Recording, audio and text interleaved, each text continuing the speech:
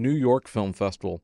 The opening night is going to be Ramel Ross's Nickel Boys, the adaptation of Colson Whitehead's Pulitzer Prize-winning novel. Stars Ethan Hersey, Brandon Wilson, Hamish Linklater, Fred Heckinger, Daveed Diggs, and Anjanou Ellis-Taylor. The film will screen on September 27th at Alice Tully Hall. Luca Guadagnino's latest film, Queer, will be featured as the Spotlight Gala, making its U.S. premiere on October 6th. The adaptation of the William S. Burroughs novel stars Daniel Craig, Drew Starkey, Jason Schwartzman, Leslie Manville, Michael Boremans, Andra Urtsula, and David Lowery. Pedro Almodovar's The Room Next Door, starring Julianne Moore and Tilda Swinton, will be the centerpiece selection, making its U.S. premiere at Alice Tully Hall on October 4th. This is Almodovar's first feature in English. The closing night film will be Steve McQueen's Blitz, starring Saoirse Ronan and Elliot Heffernan. That film will make its North American premiere on October 10th, also at Alice Tully Hall. The New York Film Festival will run from September 27th to October 10th at Lincoln Center, and you can find updates on our website and the festival website,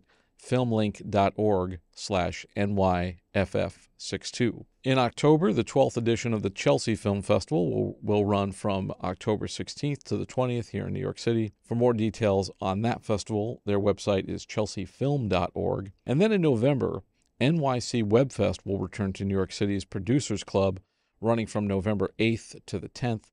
That festival celebrates its 11th year running. Now, last year, we caught up with the festival founder and friend of the show, Lauren Atkins. I'm Lauren Atkins. I'm the founder of NYC Web Fest, which was, when we started, New York's first web series festival. And we now screen pilots and short films.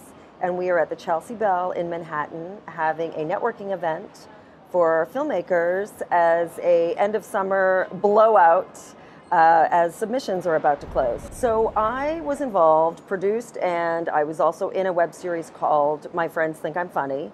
And it was created by Mike King, who is a comedian.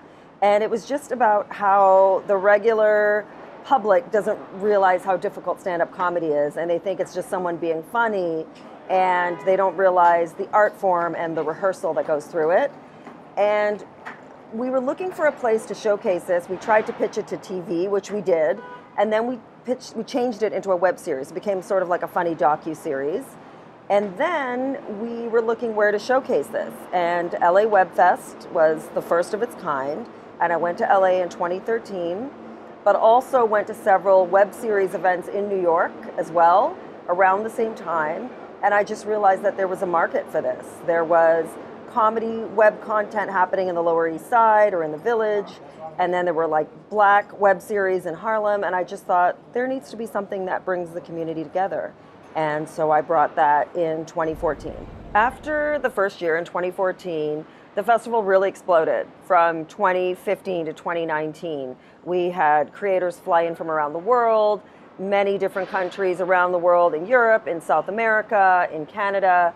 There is funding for digital projects. We just had this amazing turnout of people over the years. Then the pandemic came along. I had just been back home in South Africa where I was born and had been on the radio and had spoken to people about doing a festival down there. And of course, in March, everything changed. And we had the gift of time because our festival wasn't due to happen until November of 2020. And so we just sat back, postponed the submission period, and then we went virtual, which is probably the best thing I've ever done, just because it was so hard. And I learned so much. We had virtual networking, and we still managed to have virtual panels with filmmakers from around the world. We respected their time zones. And then in 2021, we decided to go virtual again. And 2022, for our 9th annual, I partnered with a venue, a wonderful venue behind the Sandbar in North Beach in Miami. And now we are at our 10th anniversary and we are back home in New York. So for 2023, our 10th anniversary, we are looking at showcasing obviously new talent. We've always specialized on that. And also bringing back some former creators and showcasing official selections and talent, especially in New York in particular, For November, we hope to have several streaming services and options for the independent creator and for web series creators to showcase their work. Recently, the festival announced the launch of their 24-hour on-demand streaming channel on Homeland Network and also its affiliate Footprint Network TV. You can find that channel on homelandtv.ottchannel.com. And for more information on the festival, visit nycwebfest.com. This is the BTRP Media Network.